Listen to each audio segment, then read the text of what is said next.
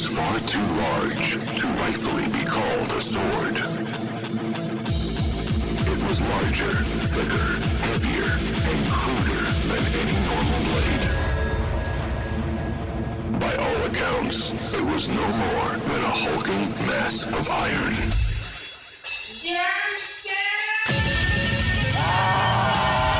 Okay. I don't want to hear about your one-eyed monster. Oh, hi there, hello. listeners. Peekaboo, I see you. Oh, no. Hello, everyone. Welcome to another episode of DumpStat. I am Lich Brill. The terrible feeling behind you when you're stuck in traffic. And of course, next to me is the level 12 fighter that will inevitably slay me. It is Doc. How are you today? I am the unlucky one who gets to behold her. Oh, Hey, beholder! woo. I don't even know her. Zing! Your mom. All right. Witness me, right? Okay. Dude, this was a good episode. Yeah, this was Yeah. great. Hey, Have a good one. good. Yeah, see you, bud. Good night, everyone. That's pretty good. I feel like Beholder episodes should just boil down to two guys just making eye puns at each other for about 40 minutes. I see nothing wrong with that. Yeah, and then leave. Top of the ticket, I do want to talk about three things quickly. Okay. And you'll probably hear an ad for this maybe in this episode or next episode or maybe in a previous episode. Mhm. We're trying to get this up and running. We have a Patreon. Hello. Come on! Yes, we do have a Patreon. Yeah. It costs money to run this podcast. It costs money and loot, and we're looking for loot. So if you can donate $1, $5, $10, $20 a month, if you have that disposable income from adventuring, we'd highly appreciate it because it really isn't going to me or Doc. It'd be going to the editor goblin. Mhm. Now, he's starved and savage and depraved, and we need to feed him because he does amazing work. Any graphics you see on this show, any cool art that you see from any of our kind of social media, that being Twitter, Instagram, Facebook, YouTube, OnlyFans, anything that you see throughout any of these social media platforms that you're like, oh, that's dope. That's from him. Mhm. Any of the cool audio, epic, moving magic sounds, any of this crisp the microphone I'm using right now has come from the editor goblin. So please, if you have just a couple of bucks, your cash will go right to him and it will go right into the show. Yeah. We want to be very upfront about this. I know asking for money is not something that people are usually comfortable with, but since, I was a priest for a while, I have no problem about it. I don't know. I don't know why I was just like, let's take a jab at the church. But we really appreciate it. Thank you very much for being an amazing community to be a part of. You guys have been awesome and very sweet to us. And we want to continue making the show to this high a level and even higher, dare I say. We have aspirations and goals. Mhm. So you helping us will definitely keep this thing moving along, and it will feed the phylactery, which is also nice. Yeah, and in return of supporting the podcast, you get some cool little digital goodies that we've cooked up for you. You'll have more opportunities to have kind of some more exclusive opportunities to talk with us one-on-one, and we'll even like to give you some insights on how we run the show and stuff like that. So it's a cool thing. Check us out on Patreon, and if you can chip in a couple of bucks, we would greatly appreciate that because it helps us keep the lights on. Number 2 on the ticket, besides Patreon and all that good jazz, we are looking into a couple of things that we might have fun, especially in late October. Right now, I believe this is going to be coming out around early October, late September. So spooky season is coming on. Everybody's getting ready with a jack-o'-lantern. Oh. And while you're carving an amazing Beholder jack-o'-lantern, we wanted to give you something that I think is kind of cool. Doc, I, and Editor Goblin have been tossing around the idea of either doing a campaign, just record that and send it out to you, doing something maybe over Twitch live for people to be interested in, or maybe releasing another merchy moo. Mm-hmm. So if you are interested in any of that stuff, especially the idea of hearing one of us run a campaign, please message our social medias, whether that be Instagram, Facebook, Twitter. I mentioned them all before. Mm-hmm. Don't contact me on OnlyFans while I'm dancing. Make sure that when you get all that stuff in, say what you want. And if you have a suggestion for what module you'd like us to run, we're probably leaning towards Avernus or Curse of Strahd. Please let us know. We'd be interested. Even if it's something not in 5e, I'd be willing to try it. Yeah. I've dabbled in a multitude of earlier editions in my lifetime, so it's always fun to see what people cook up with. There's like a German system too, like the Dark Eye, I think it's called. I've been wanting to play. But more eye stuff. What's with the Beholder I was episode? about to say. But like there's a lot of cool things out there. So like if you've got ideas, like let us know. Please do. People reach out to us, not as much as they should, because when people reach out to us, I'm always like, dude, this thing that you're talking about is really cool. Like, I'm super down for that. So yeah, if you've got an idea of like, what do you want to see us do? Like, we're up for it. So we promise that we do, in fact, look at everything you send us and we respond, which is wild. Usually. The fact that we do that during our busy lives is still a little bit insane to me. But until we can hire more goblins, you have a direct line to a lich. Way to go. Yep. Finally, the last thing that I wanted to bring up, I've gotten a lot of support recently over the fact that I have been starting to get into Warhammer and into painting minis. The support from some of you guys have been lovely. If you have minis that you would like me to see, if you want to show stuff off, again, message us, send us pictures. I want to see them. If you want to see my minis, I'm going to be posting them very, very soon. So get ready for that when they're finished. I'm doing Warhammer. I'm doing D&D stuff. I'm trying to collect all the villains from our villains series. So that would be up to this point, Zariel, and episode coming soon. We are trying to get it all together soon for you so that I can push it all out and everybody can see. I know I said 3 things. I'm going to do one more thing because I think it's very sweet of everybody. Right. Lady Lich and I have moved into a new lair. Some of you have been very sweet about it, asked us how it went. A lot of fans of the show. It has went awesome. We're making a new murder pit and hell moat. We're trying to get hellhound pugs in there, and currently everything is going swimmingly. We have a cat who is shadowy and wakes me up at night. That's really great. So, I'm glad to hear. Yeah. I mean, like, it's just cool because it makes me happy to hear that. And like the druid that I have a relationship with, What? we just, I know. First time talking about this, but just had our 2nd year anniversary. So that's cool too. You So too? happy for you and everything with the move and everything. Oh, and that's so sweet. You two got, you know look what? at us. I'm going to put you both in a bigger prison chamber. That's on me. You're welcome. Do you want a little lich? We can work on that. I don't know if I want a little lich. Do you want a little lich? A little lich? Pitter-patter of little lich feet. Well, either way, we are talking today about one of the monsters that is, I think, it's the most D&D monster there actually is. Despite the fact that dragons is in the title of Dungeons & Dragons, beholders are such a D&D monster to the point where it's on all the merch. It's the go-to thing that people think of. It's the monster that Critical Role used in their advertising campaign. It's on the 5e monster manual. Xanathar is a huge beholder character in lore that we'll probably be covering down the road. Just everything about beholders happens to be not only very D&D, but so D&D that people think of beholders and don't even know what they're called. I had a friend of mine who wasn't into Dungeons and Dragons at all. I told him about it, and he's like, "Yeah, what's the big volleyball thing with the bunch of eyes? What's that? what is it? Is he like a low level monster that you guys beat up or something?" And and there's such a weird lore. Little does he know.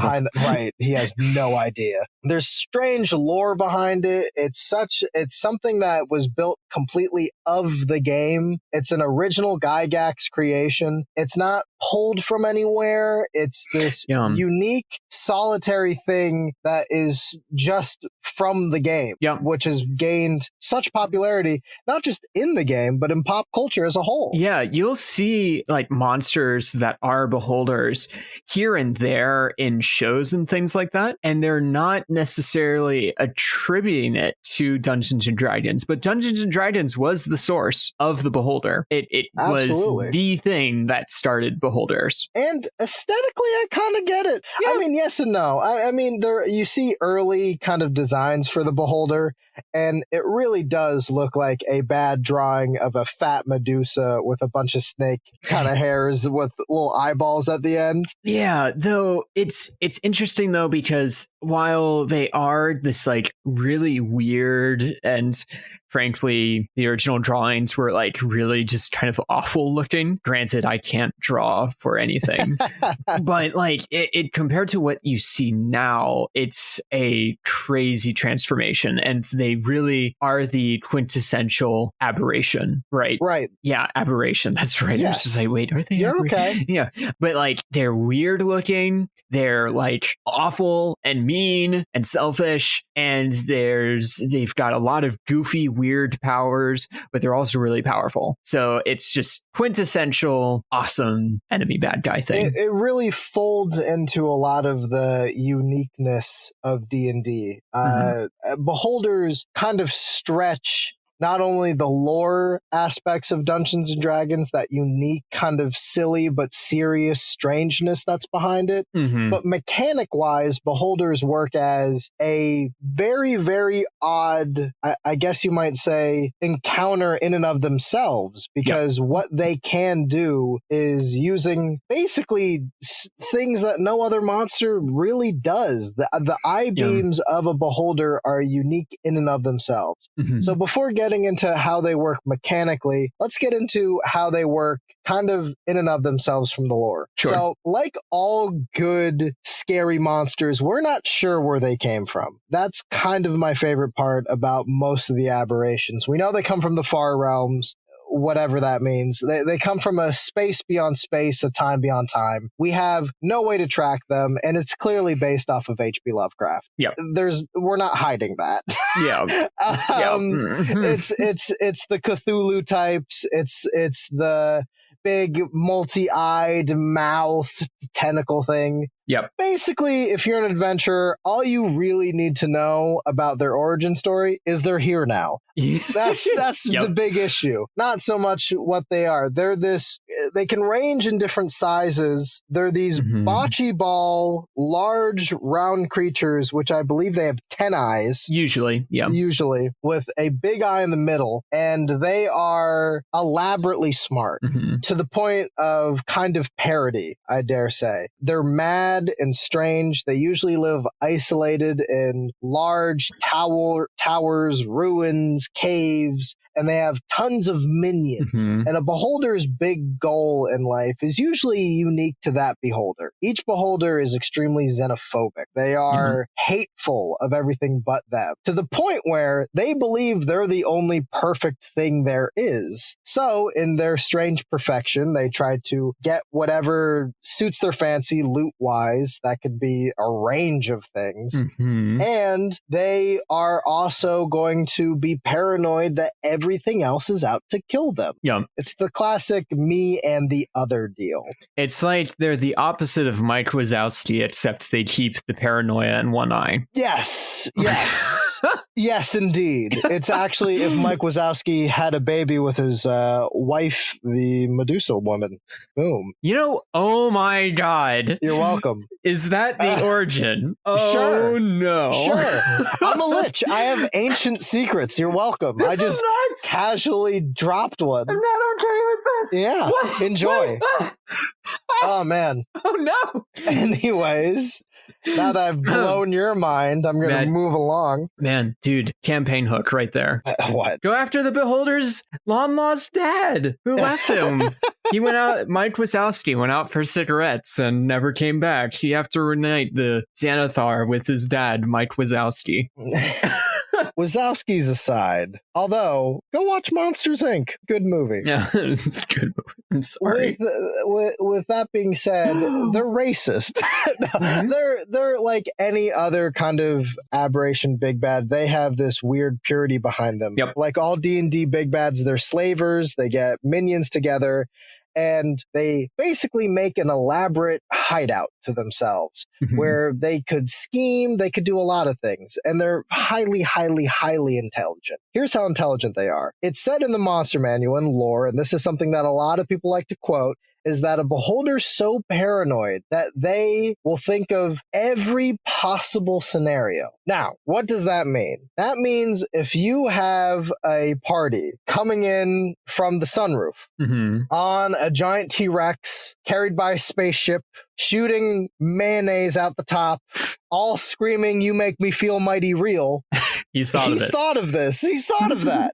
And that can be very intimidating for DMs. Yeah. But it kind of gets worse because that weird personality of a beholder, plus their paranoia, plus thinking that they're perfect, means that they also think their schemes will work, that their plans will go out without a hitch because they've thought of everything. And if there is some party that somehow gets around them, they have other plans of escape. They have other plans to make sure that the party can be destroyed. And it's kind of this defining trait that has helped them, besides their unique abilities, which I'll get to that. It's their defining trait of having this paranoid, I guess, always planning that allowed for early DMs to use beholders in such a way that they are a permanent big bad.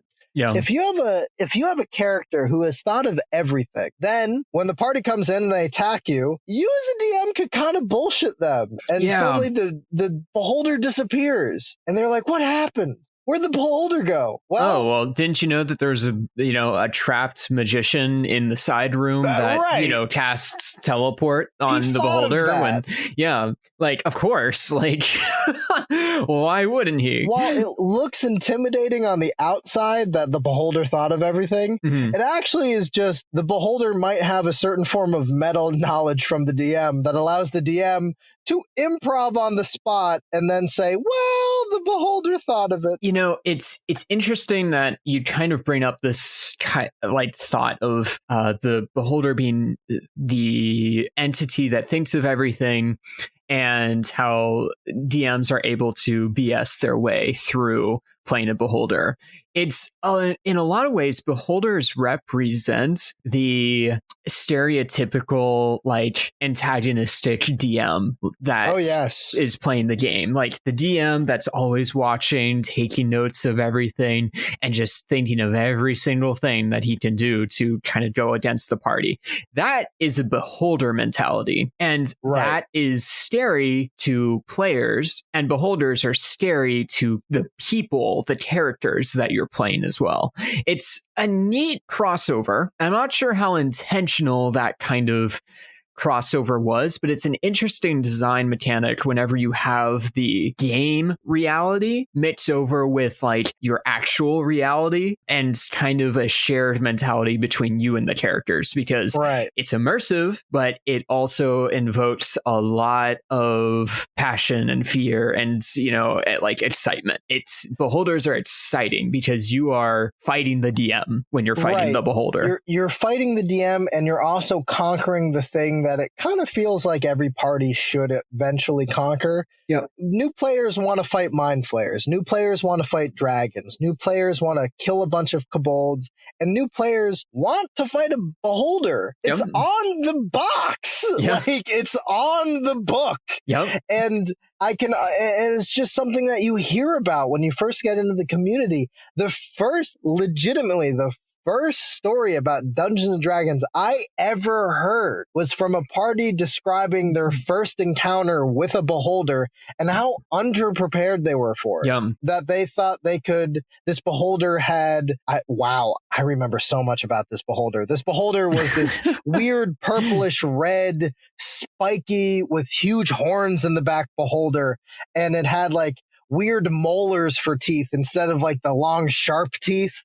and had weird slit eyes like a cat. It was like this very strange looking aberration. Ah, cool. And it would go send its minions from town to town, and it would steal wizards and mages, and the mages would be taken back to the beholder's lair, and he would, kind of in classic Dark Crystal style, suck their magic out of them if they were a sorcerer, or if they were a wizard, he would take their spell books and like get all the knowledge, because this particular beholder wanted to be the sorcerer supreme. He wanted to be the master of masters. Yeah. And that's awesome. When the party that they told me, this is what got me into D&D basically, when the party charged in, because they were told basically by every NPC, like, you need to get the special swords and the special shit. Like there's you have to do the Zelda quest. You have to go around, you got to get the master sword. And this party basically said, or we fuck them up right now. So they decided to, or maybe not. Let's go. I remember that this party was also, it was a barbarian, 2 fighters, a ranger, and a monk. Not exactly what you would call wizardy magic people. Sure. But I mean, like, that's a pretty confident party for, like, you know, you've got health, you've got the AC, like, for sure. If you're at least new players, you're probably pretty confident at that point in time that you can kill anything. Right. But the problem was the beholder's big deterrent was when they charged in, its pet was I believe it was a young gold dragon that it mind controlled that had magic spells, which they're fighting and they're using up everything and they're leaving and coming back and they've got all this shit and they're just like tied, just running up against the rocks, just in and out, in and out. But this beholder also in its lair had one room that, depending on your alignment chart, would send you to a certain plane of existence for a minute. So it splits up the party. That's amazing. So this party was essentially shot across the cosmos for a minute. And whatever thing they went to, like depending where they went, like 1 went to Mount Celestial and he was just a good guy. So it was fine. But 2, I believe, went to Gehenna and like were met with a bunch of Yugolas who were like, who the fuck are you? And then they're like, we're visiting. And they're like, you're not visiting. You're slaves now. And they're like, we're just going to leave. So you suddenly have a magic beholder lair where there was, you know, magic armor, animated armor. There was tons of secret compartments and a huge chamber. And they fought through this hideout and they realized that by the time they get to the beholder, it's going to kill them. Mm-hmm. So they now had to get out. And getting out of the hideout was just as bad as getting in because it was also a moving labyrinth. So the DM basically said, you're going to visit my fucked up version of Hogwarts and the headmaster's trying to kill you. And it really became such an intriguing story for me to the point where I looked at that entire Selmer. That was the name of the beholder. Okay. It was this huge, churning, crazy, multiple sessions encounters that they were breaking down to me. Mm-hmm. And I was so just out of my mind, smoking up like, yeah, dude, where are we going? Like, I was just so ready for D&D at that point. Yep. And then I got into it and I'm like, okay, I'm here to fight the beholder. My DM at the time was a bit more like, here's a kobold, you're level 1. And I was like, I'm going to fuck you up. And I just beat this kobold down, just annoyed. It's like, okay, now give me the beholder, baby. I'm ready. Oh, no. Beholders to me hold a very special place in my heart just because, like dragons or even devils and fiends, when a party rolls up on them, there's this gravitas to the encounter. Suddenly, you are facing something that is far more impressive than what you are and probably has bigger plans and ideals. It becomes a harder encounter. And I kind of hate DMs that just huck dragons at people or huck beholders at people without allowing that pomp and circumstance behind it. Dragons eventually, like, there comes a point when your party gets so powerful it doesn't matter. But in those early levels, the first time they run into a dragon, they should shit themselves. Same thing with a beholder. If they run through a lair and at the end of it is that floating asshole, whoa! Yeah. Whoa! That's really, really, really cool, and you need to set it up well. So my advice for DMs with them a little bit, make sure that you have the right setup, you have the right punch. You don't introduce Darth Vader too weird or not as impressive, because people want to fear the monster that you presented and they want to get involved with the encounter. So having him kind of be a little bit lackluster or maybe a little weak on some ends, that could hurt you. So try your best if you can to really put your heart and soul into these big encounters, because those are the encounters that your party is going to hold with them for a long, long time. Absolutely. And I think that it's important to note that a run-in with a beholder should not be taken lightly, right? Yeah. It should either be, if you like stumble into a beholder, however you make that happen, right? Like, they should know about it. They should have seen it coming. Or maybe there's something that surprises the party, right? Like, it's like, all right, we're going to go see the crime boss now, you know, walk into a room. Oh, it's a beholder. And I think that those interactions inside of combat as well as outside of combat are really important, because beholders carry a lot of reputation in character and outside of the game with them. So you need to be able to treat that with respect if you're a DM running the beholder, because like, I'm not saying, you know, you have to run a beholder a certain way or, you know, anything, but like, beholders are flexible enough that you can run a beholder any which way that you really choose. But your players are also going to be expecting something when they run into a beholder. They're going to be expecting like a manipulative, conniving, evil, just powerhouse. Yeah. So like, they might want their teeth kicked in, you know, they might want to feel like that they could have their teeth kicked in at any given moment if they run into one of these guys. And you know what? They should be right. They should probably have their teeth kicked in, or they should probably almost have their teeth kicked in whenever they run into a beholder. So it's something that, like, if you're definitely going to put it into your game, like my thing that I've done with beholders is just whispers, right, about this, you know, awful, evil person that's, you know, kind of running this ring, right? And you never hear beholder, but you hear about this like ultra smart mind that is like almost inhuman, and people are like, well, man, like, what could it be, right? And then at one point they did a glimpse, right, that it's a beholder. Somehow, some way, there's, you know, they run into a room, and as like people are exiting the room, they see the glance of one eye and then several eyes, and then it's a disco, because all of a sudden there's 10 lasers flying everywhere, and they're like, ah. Well, that's a good thing to kind of jump into, because I know we're 30 minutes in, and we haven't really talked about probably the most, we'll say, well, not important, but definitely the most prominent thing people think of beholders with, which is, it's not just their intelligence, it's the fact that they have eye beams that shoot out all their eyes that do a random effect. And these effects range from being paralyzed to controlled to being turned to stone and just being disintegrated and or killed. So there's suddenly this weird randomness to it. And then that's not even on top of the fact that its middle eye is an anti-magic cone. So if you're and then there's the fact that a beholder floats. So you have a floating eye beam shooting random effect having motherfucker.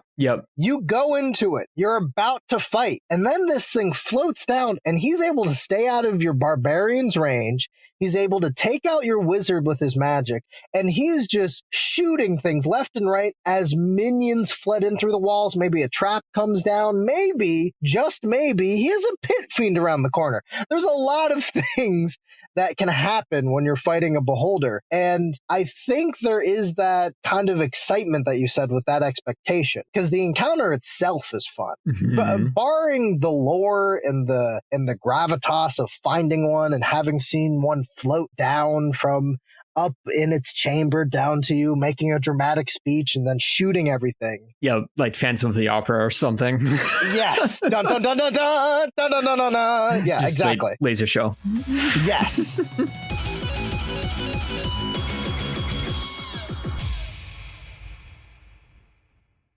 Well, the fact that the encounter is nothing like anything else in D&D. Yeah. I mean, the only things like a beholder are the variant beholders, which there are a lot of, and we're not getting 28. into those today. There's 28. Yes, I there's a count. lot.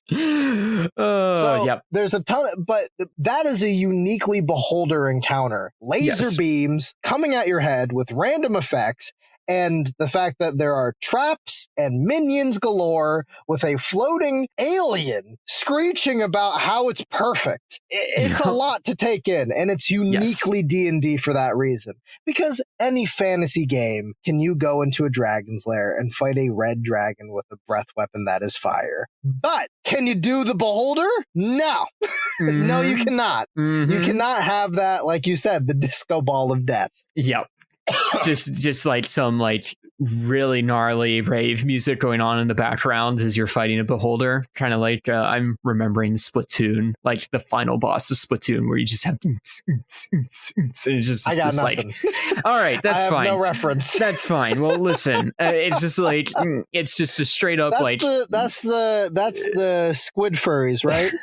Yes. Okay. Yeah. No, that's fair. That yeah. like to ink each other. Yes. Okay. I need to drop that game now. So yeah. yeah, no, the encounter itself is a lot of fun, and it's also something that I think players really want to experience, just for the fact that in and of itself, it's not that you can't. It's an experience that you can't just get. Yeah. It feels earned. There's gravity to it. And it feels very much like a final boss, or at least something that might haunt you for a while. Yep. Beholders are rarely just killed, as we mentioned before. So it's going to try to get away, and it has that DM knowledge to get away. Yeah. It's funny. I had one DM, we were in Waterdeep, and my bard character came face to face with Xanathar. Yeah. And being a bard, I tried to do the bard thing. Did you try to seduce the beholder? No, I did not try to seduce Xanathar, although that's a great idea. But what I did do was I tried to make a deal with him. Sure. However, my character didn't know what a beholder was, and that's always a fun thing when you have a character like a PC that doesn't know the monster, and you, the actual player, know the monster. So suddenly there's that entanglement of like, you're going to say the wrong thing, but that's why. Right. So I'm trying to make this deal, and I know I called him roly poly at some point. Like I was really rude. Oh, he's going to remember that. Really? That's like in the stat block. He remembers. Oh yeah, that's engraved in there forever. And I'm trying to like make a deal with him, and I think the deal is fine. But then he shoots me with one of his eye beams. It was the death beam, and my character barely survived as I shriveled up and fell over. Like completely full of necrotic like damage and ichor and disgustingness. Right. And my party had to like pick me up and go, "Thank you, sir. Have a good day, sir. Goodbye, sir." Like, "Have a nice day, sir. You're right, sir. We'll do exactly what you say, sir. Absolutely, right. sir." Oh. And I remember that out of everything in that campaign, mainly because I thought that was, weirdly enough, a really good setup for a named villain. Yeah. Now, we didn't really deal with him a lot past that, which made me sad, just because going in, I feel like that's a great introduction to a beholder. And I know Xanathar is a named beholder that everybody knows. Yeah. But still, if, let's say you do the crime boss beholder thing or some kind of political tyrant of some kind, maybe a bunch of kingdoms have to swear fealty to a beholder, having the beholder like kind of just kill people randomly is very beholder of a beholder. It's paranoid and also doesn't think you're worth a damn. It doesn't like you. It's lawful evil for a T. It's manipulative, it's power playing, and it's making an example of people. It is lawful evil. That is like to a T.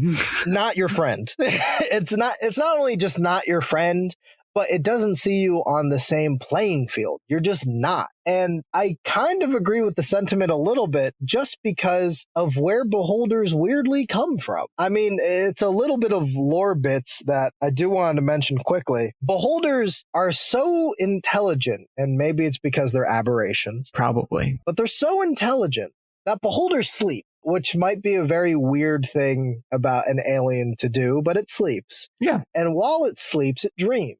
And sometimes it dreams, and those dreams can lead to new beholders. That's where new beholders come from. And they're so intelligent that they manipulate the very fabric of space-time and reality that a new beholder manifests into being from the very dream that the beholder had, and it appears next to said beholder. And after one wakes up and there's like an awkward stare down, they start shooting beams at each other, but the problem is they both have anti-magic fields on their main eye. Right. So eventually it just usually leads to one of them leaving. Yep. Because the reason why they fight is because this new beholder is going to be different. Each beholder is different to its own. So it thinks it's perfect right out of the box. And it probably has dealt with, like, especially the dreaming beholder, probably has done this a few times. It's probably made some new beholders by accident. These wretched fiends. Yeah. And these beholders will fight each other, and then one will go off and do its own thing. And one of my favorite things about the different uniqueness of beholders is that if you go online, or if you just open up Volo's Guide to Monsters, you will see tons and tons and tons and tons of rolling charts for the different physical appearance of beholders. Yep. It's huge. There is so much you can do with them, like design-wise. And if you even think about like how beholders operate, you know, they're trying to minimize risks everywhere. They're trying to, you know, reduce the costs and get their bottom line to be perfect, right? And so if they have a dream that is an anxious worry that their minds are trying to resolve as they sleep, then that new beholder might be the better beholder. That's true. And that's kind of a scary thought to think about. So it's always, you know, like, hey, you know, you guys, I would really, you know, I would pay money if you take care of my son Xanathar too, because he is a mess. And what do you mean he's a mess? Well, he's just better than me. Like, you know, you're not admitting to that. No, yeah, shh. But yeah, shush. I think like being able to play with that, where like if you have multiple beholders in a setting, or you know, even if you have two campaigns where they relate to each other, and you realize that, oh, well, this beholder is also named this, but no, it's a different beholder. Well, why? And you kind of have to deal with these different beholders that just improve and change over time. That's a cool thought, but it's also scary, as you put it. Oh, absolutely. It's weird and bizarre. The idea of the waking dream that manifests a new creature or entity that is in some part related to the dream itself. Mm-hmm. Probably one of my favorite encounters I've ever heard with beholders that I thought was very unique. There was a beholder that this party was trying to take down. My one friend Vince, it was his campaign that he was running it in. Love you, buddy. Mm-hmm. And he charges in to handle it. Like his party charges in, I should say, he's DMing. The party charges in to handle it, and they get through the hideout pretty well, actually, all things considered. They planned ahead, and they kind of made it very well. And they're like, wow, this might be a shit beholder. This might just be a bad beholder. Or we're just awesome. You know, so they're getting cocky. They get into the main chamber, and they luck out because they see way above, they see the beholder sleeping. Oh, no. And they think, oh, we're going to fly up there. We're going to fuck it up. Right. So they start flying up there, and that's when reality starts to turn. They enter essentially the dream of the beholder, and they have to fight through gazers and all these different beholder variants that start manifesting themselves. And you realize that this beholder is having a paranoid dream about people stealing the loot. So the loot in the room vanishes. So they have all these different bizarre and strange new abstract. It looks like something out of just Pink Floyd's The Wall or Doctor Strange, just a psychedelic trip of a dreamscape. And eventually the beholder starts muttering about going home. And then they feel the ground start to lift as they start moving into a portal that they believe to be the far realm. Oh, no. They have this panic and they try to kill the beholder. And right before they kill it, they get it down to size and the beholder wakes up and it looks over and there's another beholder. Yeah. New, fresh. Oh, so no. they have to fight two of these things. and they're like battling. Two characters die. Like they're ducking into cover. You know, they're looking for the loop, but that's gone forever. They're trying to, one of their friends got killed in a very gruesome way. He got tentacled up into the far realm. So they're they're like screaming, stabbing these things, demanding that it brings their friend back. The new beholder has like this weird new ability, like it has an arm. It has like an arm under it. So it's like he's armed. Yeah, he's armed. Exactly. Like it's a beholder, but it's under bit. I don't want to say genitalia. Yeah, he's got a punching hand. So they'd run up and instead of it just biting them, it also like punch him in the dick the whole time with the eyes.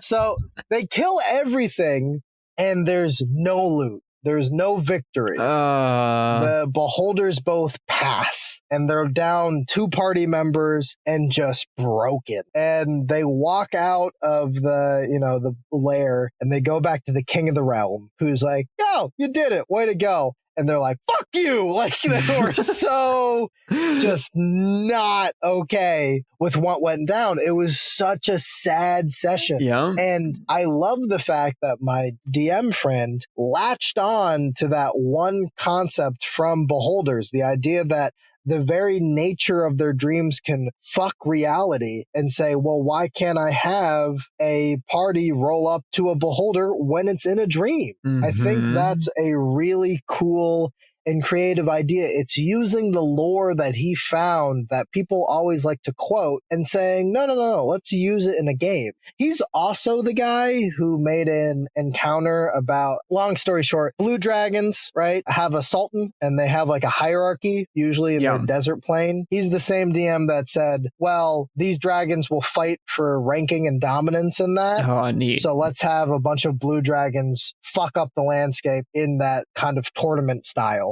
For a maid. That's fun. And he had basically 3 blue dragons just going at it in this one desert area. And, people are fleeing because it's ancient blue dragons just storming at each other. Yep. So I love that as a DM, he sees bits and pieces of the actual lore itself and says, yeah, let's use it. Let's go all the way. Mm-hmm. And that's kind of the mindset I think people should have with beholders. It's not just, you can just do the classic beholder fight. I think that's always a good one and people will always be happy with it, but maybe get weird. It is the weird monster. Aberrations are strange in and of themselves. It allows for a lot of creativity to do what you want. Before you actually told that story, I just thought to myself, it'd be crazy to have an encounter where like a party comes up on a sleeping beholder and then they wake up and there's 2 beholders. So I'm glad that story happened because I was about to say, this is a really cool idea. But, it'd be nuts if like one of them gets away and then it's like, all right, well, we have to go chase after the other one. And then you go chase after the other one and you arrive and that other one is taking the nap. And you're like, what do we do? Do we do this again? Or, do we wait until he wakes up? Do we take that risk? Like, what's going on? I think that the sleeping beholder concept, as I mentioned before, the waking dream, is so strange and psychedelic and Lovecraftian. I don't know why people don't play around with it. Yeah. It really makes me sad. I think there's so much more to Beholders as well, just in lore, but also in just the creativity aspect of their being conniving and intelligent. You can really run a Beholder how you want to run the Beholder. If you want him to be the, mafioso, you come to me today on the day of my daughter's wedding, like they can totally do that, right? You can Was totally, that Italian? Don't mention it. But if you also just want this, like a pirate Beholder, I've seen a pirate Beholder before. Those are cool, right? Where they're like the pirate king and they have, their massive, merchant empire on the side, and, they're just sitting on a mountain of gold. Sure. You can do a Beholder however you like, and I think that's a lot of fun. And I do hope that when you go out into your lives and you are basically exploring all of D&D, make sure that you have the confidence of a Beholder. You're perfect to you. Just don't get racist about it. Yeah, that's true.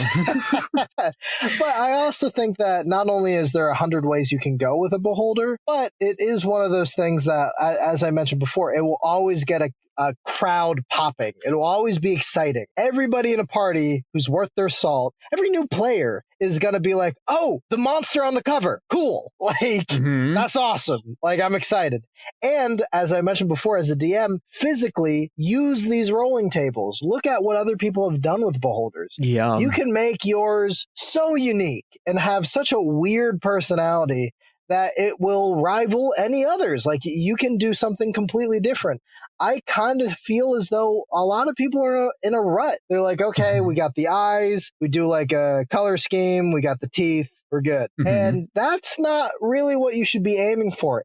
Aim for what looks Lovecraftian to you and weird. If that means adding tentacles or weird limbs or maybe having the eyes bulge more, go for it. Maybe googly eyes. I don't know. Do you? There's 100 ways you can handle it. And to just kind of look at Xanathar and be like, and that's it. That's not it, though. That's not the only way to make a Beholder. Don't just be boring to yourself. Excite yourself because it's an exciting monster. There's also people that I've seen change up the rays that are on the eyes of a Beholder. There's people that I know that have changed up each Beholder that they run into it's almost like a boss that progresses through a game that you see repeatedly, but each time you run into them, they're a little bit more powerful. Ooh. And being okay, well, this one has 4 legendary actions instead of 3. Small change, but makes it a little bit harder. Or this one does 10d12 damage for Death Ray instead of 10d10. So their Death Ray is a lot more powerful now. Or they'll change out their Charm Ray for something that's a little bit still charming, but also a lot more powerful. So there's a lot that I've seen people made these Beholders their own. And that's really neat to just kind of see how they evolve and change as people tweak them over time. Right. And I mean, it is a boss monster. I don't want people to ignore that. I think that this could be a continuous villain for your campaign. They work great as even maybe just one-off villains, but are still big and intimidating. I've had players go off from the main campaign and run into a Beholder lair or hear about a Beholder and want to fight it. It might not always relate, but it is always something good. That's the thing. Yep. If you are sitting there and they're like, man, maybe they need a break from the main campaign, have them fight a Beholder. Have them go through a lair and enjoy that. There are ways to help you make a lair, especially I keep plugging Volo's Guide, but Volo's Guide has a ton of aberration stuff, not just with the Mind Flayers, but with Beholders. So you have this exciting thing where you can go through just a couple of sessions with a Beholder, and maybe your players will enjoy that more. I've definitely been in certain campaigns where a Beholder has been able to kickstart a campaign or has made things easier or better. I recently wanted to get an artifact to my players. And I did a fun little exciting one-shot that ended with a Death Tyrant fight. Ooh. A Death Tyrant is essentially the lich of a Beholder. And the reason why I did it is because I have one player who has a tendency to just know everything about a monster, and he does chirp every once in a while. Yeah. And I knew for a fact that he knew the actual kind of stats for a beholder backwards and forwards. Like, he knew the lore, he knew everything about it. Oh, so man. I was a little bit worried about that. So I was thinking about how I can maybe get around that and still give everybody that kind of beholder experience, because I know at least 2 of the other players have never really fought a beholder before. So my mindset was, I want to give them this. I think this would be a fun, exciting little birthday session to do. It was a birthday for one of them. And I wanted to deliver that. So my mindset was, not only am I going to give over an artifact to them, which is exciting in itself, but they're going to fight a death tyrant. Yeah. And also make the session more necromancy, kind of undead, really weird, try to build up on that kind of vibe. So when they actually started fighting the death tyrant, they were confused. Like, they were out of their depth, because the one guy who knows kind of beholders backwards and forwards was completely boggled by the fact that a death tyrant doesn't have the same middle eye cone as a beholder does. Mm-hmm. A beholder has the anti-magic cone. A death tyrant has the you can't heal yourself cone. Yeah. So there's suddenly that difference of how the monster operates. Yep. I really enjoyed having that session. And then afterwards, the guys did compliment how I ran it, just because it felt very classic D&D. And I think that's what they were kind of clamoring for. Yeah. Give the people what they want. And they want beholders. and what's nice too is, with the addition of Volo's Guide, and even I think Mordenkainen's Tome of Foes may have a few, but I know at least in Volo's Guide they expand the different 5e beholders that they have, and one that I've used for players because they really wanted to fight something that was beholdery early on, but I was like, I'm not giving you a beholder at like level 2, guys.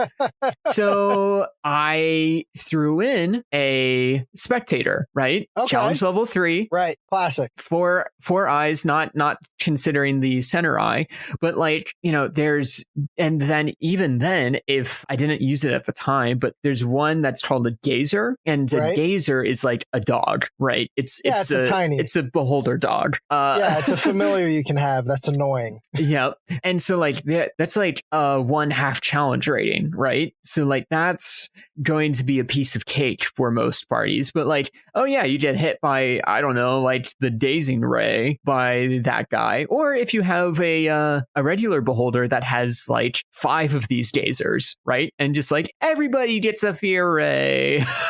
Right. Then you can really mix it up with how you use beholders, because there's kind of one for everyone in a weird way. Like dragons, you kind of have to earn your right to fight a dragon. Right. A little bit, yeah. Mind flayers, you may hear about them and you may want to fight them, and you've got a small window to really be able to fight them and have a challenge. And then once you move past that window, they're easy.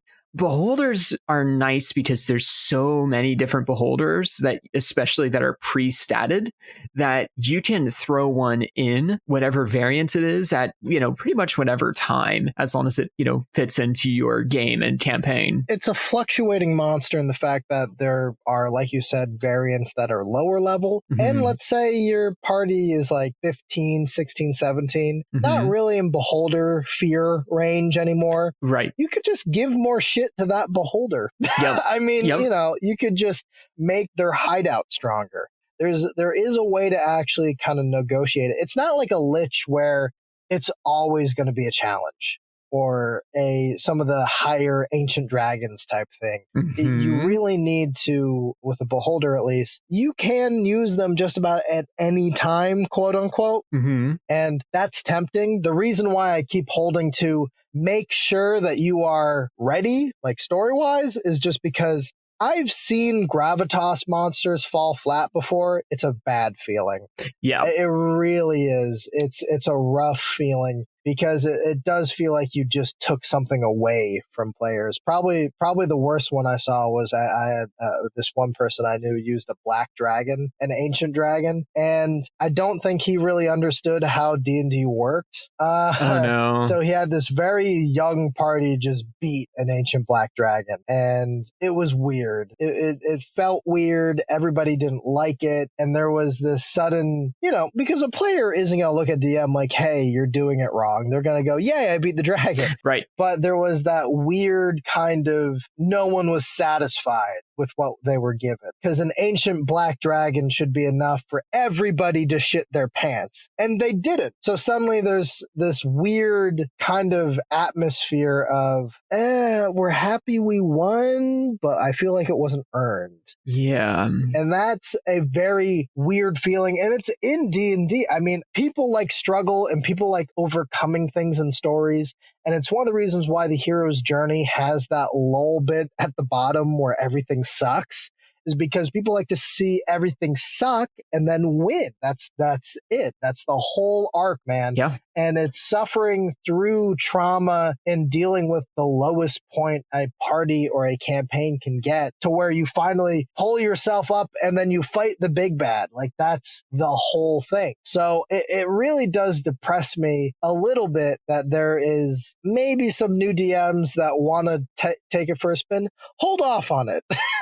Yep. I think that's a new DM faux pas, is to take gravitas monsters and use them kind of like they would a goblin. And they're not goblins. Yeah. And I think your players will feel that if you do it incorrectly. And I'm not saying there really is a right or wrong way. I'm just trying to give advice on not having that unsatisfied like air happening, that vibe. You don't want that vibe. I've found when I've run and kind of fallen flat on that, I have not spent time really looking at the monster and really planning how I wanted to present that monster.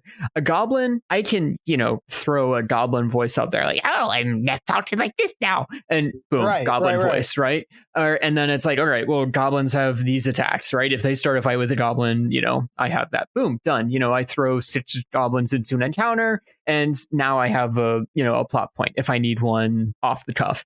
If I did that with the Beholder, I'd be doing it, I'm going to say it more strictly, and I'm normally the guy that's like, play it your way. But like, you're doing a disservice to the Beholder if you don't spend that time to really invest in it. The big gravitas monsters, including Beholders, really do deserve some time to be like, well, what is this monster's personality? Why is he doing the things that he's doing? How would he set up his den? What are his plans? What are his motives? What's that thing that's going to really like make this guy tick? And what's that thing that's going to get this guy ticked off? Thinking of things like that, your games with the gravitas monsters, Beholders included, are going to be a lot better. Right. You don't have to do that with everyone. If you do that with kobolds all the time, like, no, you'll have a fun time with Meepo the kobold, but it's not going to be like, you should spend that time on the Beholders. There are going to be days where you just need to eat a kobold at a party, and you don't need to give him a whole backstory too. Right. But I agree with you. And there are tools, though, like we keep mentioning Volo's Guide, but there's tons and tons of articles online on how to run them. My personal tip for making a Beholder is make sure you get weird and make sure that the personality of that Beholder comes through in your role playing as best you can. Mm-hmm. So that doesn't just mean, well, it means in the RP, but also in its hideout, the minions it's used. Something I always like to do, minions for a big bad, have the minions, kind of wear the Pokemon team of the big bad. So if it's Team Rocket, they got the R. If that's the big bad is Giovanni, then yeah, go ahead with that. Mm-hmm. Make sure that each minion has like a fear or an admiration or an ambition for the big bad. Whether they love them or hate them depends on who the big bad is. But have that relation set up so that when the party attacks the minion can spew something. that might get the kind of gears turning for the actual party. On top of that, what you can do is in the actual kind of traps themselves, maybe he likes poison because he's manipulative. Yeah. Maybe he's more of a blunt force type where it's just axes and big old things coming down from the ceiling, Indiana Jones style. Maybe it's magical traps because he's some form of mage. I think that's another way to handle it. And when you get to him, his weird kind of strange eyes or multi-teeth, like rows of teeth or whatever you want to do with it, make sure that it all kind of feels cohesive to a vision that's your own and that you have a voice and a name that kind of has that punch. It's work, but it's good work. You'll get something out of it. Absolutely. I completely agree. I think that especially with beholders, the more you put into planning them and their encounters, the better they're going to pay off and everyone's going to have fun with it. Yeah, there's more investment into it than just a goblin. Absolutely. And make sure you have your eye puns down in the meta. Just make sure you got them there because either you're going to have them or your players are going to have them, but eye puns are coming. Oh! Yeah, I listen, I really like the beholders. I don't nearly run them enough, but I really need to put one into a game in the upcoming future, especially with like the beholder lair and stuff. Like being able to have a battle there would be a lot of fun, in my opinion. Absolutely. Well, either way, I think we're going to be wrapping up here. Yeah. But I do have a quick question for you. Sure. Hit me. So when it comes to actually running beholders, have you ever run a beholder in such a way? Have you ever run the beholder good guy at all or seen that? I've seen that a lot more, the good beholders. That's interesting. So I've run the beholder, I see the bigger picture guy. And I talked about that sort of mentality in the Zariel episode. Right. But a villain that kind of sees like, I'm going to do things regardless if they're good or bad because I see the bigger picture. I've run a beholder like that. And that's interesting, right? Because he's like, I don't necessarily like you guys, but it seems like, your goals are kind of my goals at the moment. So like, don't piss me off and, we'll get along fine. But I haven't run like the good guy beholder who's like Santa with 10 eyes and, giving out laser show presents for children. That's the niceification. I don't know why a beholder wearing a fake beard and a Santa hat. I'm entertained by that. I might have to do that for like a Christmas one shot or something. That's a worse Krampus. That's Krampus with the X somewhere in the name. Yep. Yeah, no, the niceification of aberrations I've noticed recently, and I don't know who to blame for it. I don't know if I have to write a letter to Matt Mercer. I don't know who's doing it, but stop. All of you. They're Lovecraft aliens. They're not ooh woo. Leave them alone. I think, I don't want to get super into this, but I think it's an appeal to the idea that like, what is a root cause of evil? Is something evil just because it's an aberration and kind of like trying to tackle and answer those questions. And it's a good question to ask. But it's also like the original design D&D where it's like, no, aberrations are like evil. They live and breathe evil. They're straight up just they're designed to be and live greedily. So yeah, that's not a question I think I'm paid enough for at all to talk about on this show. Well, yeah, the deep root causes of evil. We'll do that one, sure. I mean, it's just something that I've noticed in recent years about aberrations.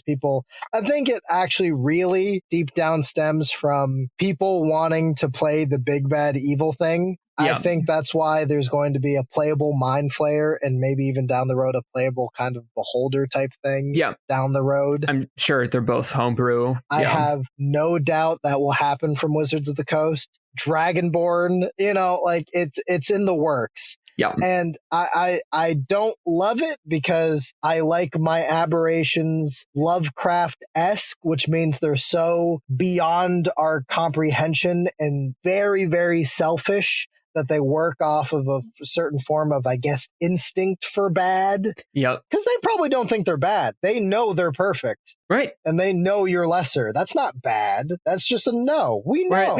Or at least self-aware enough to know, like, yeah, the things I do may be bad, but it's, for the greater good. It's like, I'm perfect. Yeah. I mean, obviously these people need to die in order for the world to not to starve. I mean, that's why are you so short-sighted? It's oh man, Eder Goblin's starting to love that one. Yeah, sure. My ears! I mean, it's one of the reasons why I like Dr. Doom in comic books, because he's evil and he's fascistic and authoritarian, but he believes he's perfect. And in a certain weird kind of understanding, he is right. Yeah. Like, there are alternate comics where he conquers the world and it's a better world. Mm-hmm. I always kind of look at Dr. Doom and I kind of take that inspiration into Beholders. Just make Beholders a little bit more quirky, because they are. They're beach balls with eyes. Like, that's silly in and of itself. It's hard to walk away from the kind of camp of the early 80s with Beholders, unfortunately. Mm-hmm. But that's fun. D&D is serious. It's weird. It's abstract. It's dangerous. And most importantly, it's punny. So get out there. Get out there and have yourself a mighty good time. Okay. Is there anything else you'd like to mention? I'm just going to go back to the dungeon for that one. that was bad. All right. Lock the doors. Yep. All right. Locking the door. See you later. Please, everybody out there, like, share, subscribe. Share us as much as you can. Tell your friends. We really appreciate it. Subscribe. Do our thing with Patreon. We could really use the money. I want to see your minis. And we want to see your minis. That's the other big thing.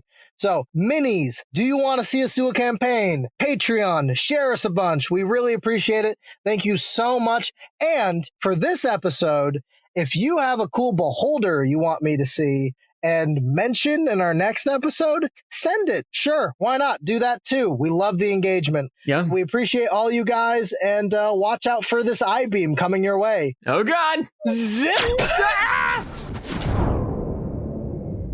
Facebook, Twitter, Patreon, Instagram, YouTube, Gmail, all DumpStat Podcast. DumpStat Podcast. DumpStat Podcast. You've just been listening to DumpStat, a podcast presented by Horizon Kingdoms. Horizon Kingdoms is a Dungeons & Dragons 5th edition server that's free to play. Find us on Facebook, Twitter, and join up on Discord to join in on a new adventure. For more DumpStat, be sure to find us on your favorite podcast platform and subscribe.